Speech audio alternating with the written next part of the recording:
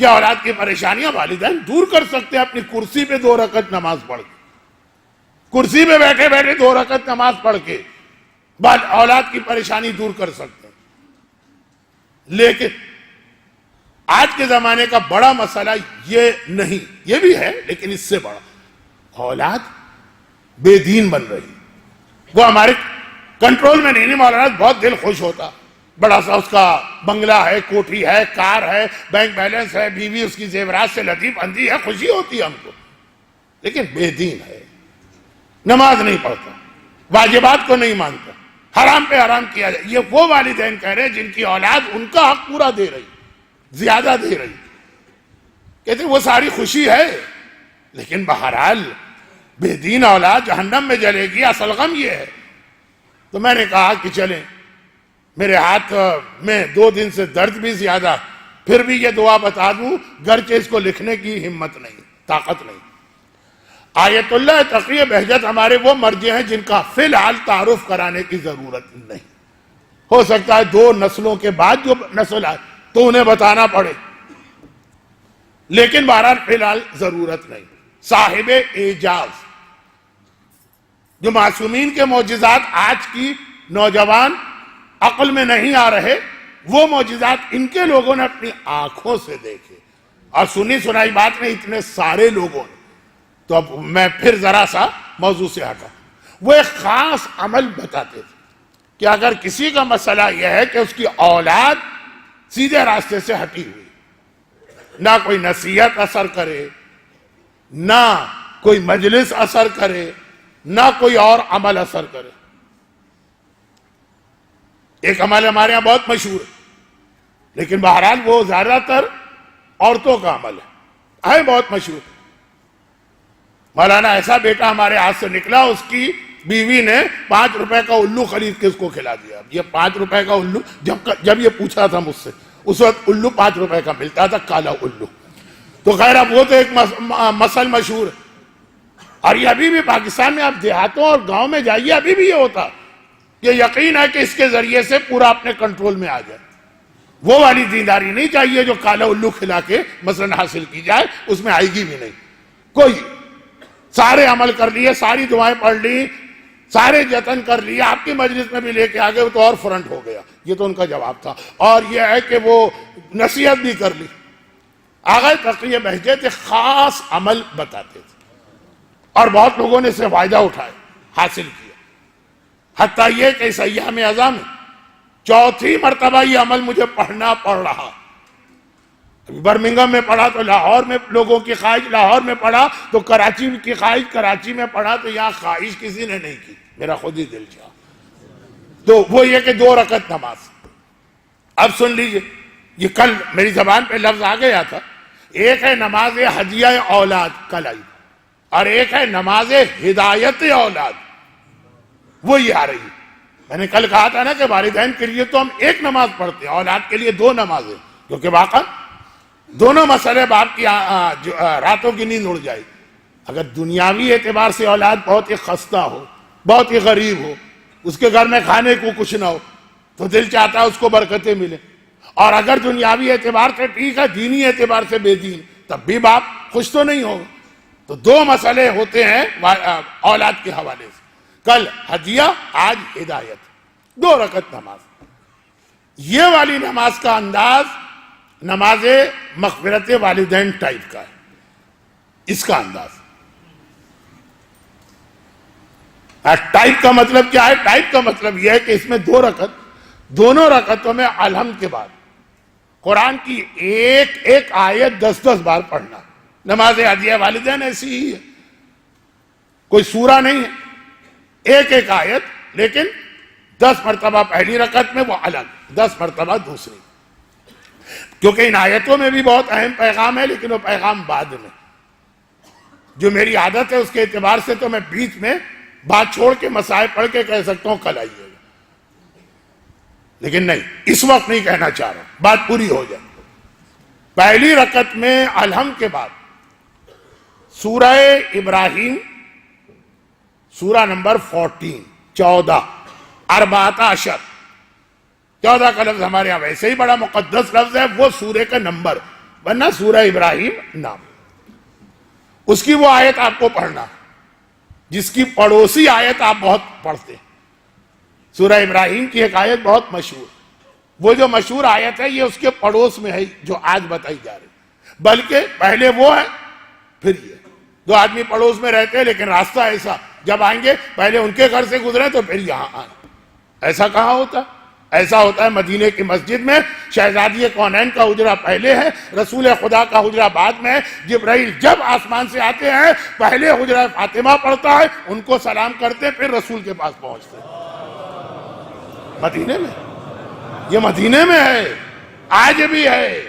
اور اس کا واقعہ اگر موقع ملا کبھی بتاؤں گا, موقع نہ ملا نہیں بتاؤں گا. لیکن قرآن کریم کی ایک بہت ہی مشہور آیت سورہ ابراہیم, اس کے پڑوس والی, وہ آپ کو پڑھنا ہے نماز ہدایت اولاد. تو کون سی مشہور آیت؟ ربنا اغفر لی ولوالدی وللمؤمنین یوم یقوم الحساب. یہ جو آیت بالکل اس سے ملی ہوئی مگر اس سے پہلے, وہ آپ کو پڑھنا ہے ہدایت اولاد. رب اجعلنی مقیم الصلاۃ ومن ذریتی ربنا تقبل دعا. والدین کی آیت میں ہم نے کہا ربنا اغفر لی ولوالدی, ان کی مغفرت فرما. اس میں مغفرت کی بات نہیں آئی ہے, انہیں نمازی بنا. نماز خود ایک بہت اہم موضوع. چوتھے امام کی شہادت کی تاریخ ہو تو اور اہم ہو جاتا, لیکن آج اب گنجائش نہیں ہے زیادہ لمبی بات کی. اے خدا مجھے بھی, اور اس میں ایک بہت اہم نقطہ آ گیا تربیت اولاد کا, پوری مجلس. لیکن جو نہیں آئیں گے کل سے, عذاب و صراط اور جہنم اور یہ سب سننے کو تو نہیں آتے, وہ ان کے لیے کہ نمازی بنا لیکن پہلے خود ہے پھر اولاد آ رہی ہے. یہی ہمارا پرابلم ہے, اولاد کو ساری نصیحت کرتے ہیں اور خود اس پہ عمل نہیں کرتے.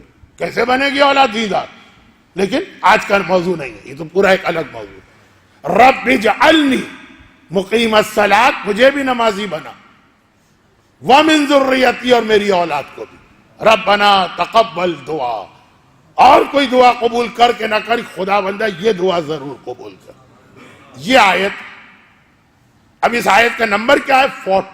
40 آیت نمبر 40 سورہ ابراہیم. 10 مرتبہ یہ آیت. اچھا مجمع کو زبانی یاد ہے, میں نے نہیں پڑھا, اس سے پہلے آپ نے پڑھ دیا اس آیت کو, یہ والی آیت. اور دوسری رکعت میں الحمد کے بعد, اچھا چونکہ ہماری اس سال کی مجالس کا زیادہ عنوان اولاد کے حوالے سے تھا, ان کی تربیت, اس لیے یہ ساری چیزیں موضوع سے ہٹ کے بھی نہیں, یہ سب آگے چل کے کام آ رہی ہیں. مقیم الصلاۃ کیوں کہا, اس میں بھی پہلے اپنا ذکر کیوں کیا. اور یہ دوسری آیت, یہ آیت الحمد کے سورے میں دوسری رکعت, الحمد کے بعد 10 مرتبہ یہ دوسری آیت.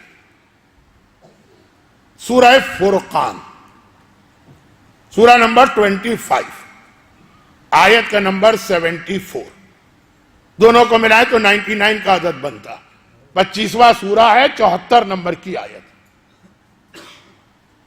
اور یہ جو آیت ہے 74 نمبر کی, اس سے پہلے سے ایک سلسلہ چلا آیتوں کا.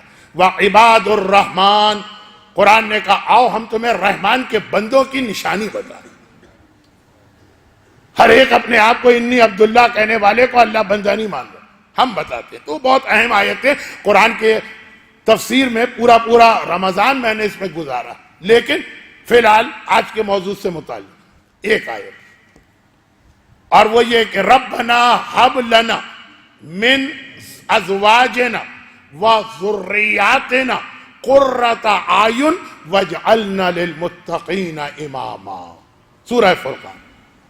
ربنا ہب لنا من لدنک, نے ہب لنا من ازواجنا وذریاتنا قرۃ اعین واجعلنا للمتقین اماما. بہت ہی آسان الفاظ, ترجمہ کے بغیر آپ سمجھ گئے کہ اے خدا ہماری بیویوں اور ہماری اولاد کو ہماری قرۃ اعین, آنکھوں کی ٹھنڈک بنا.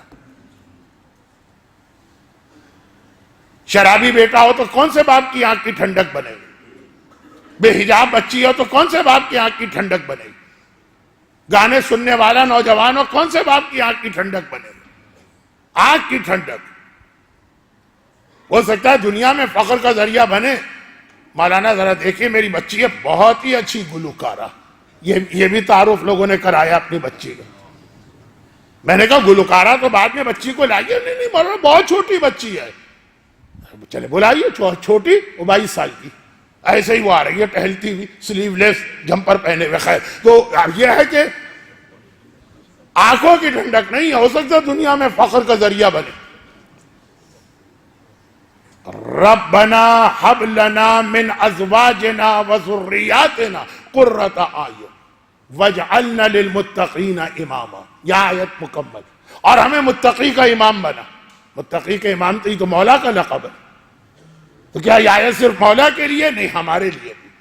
وہ جو پیغمبر کی حدیث ہے کہ ہر آدمی اپنے خاندان کا سربراہ اور امام ہوتا.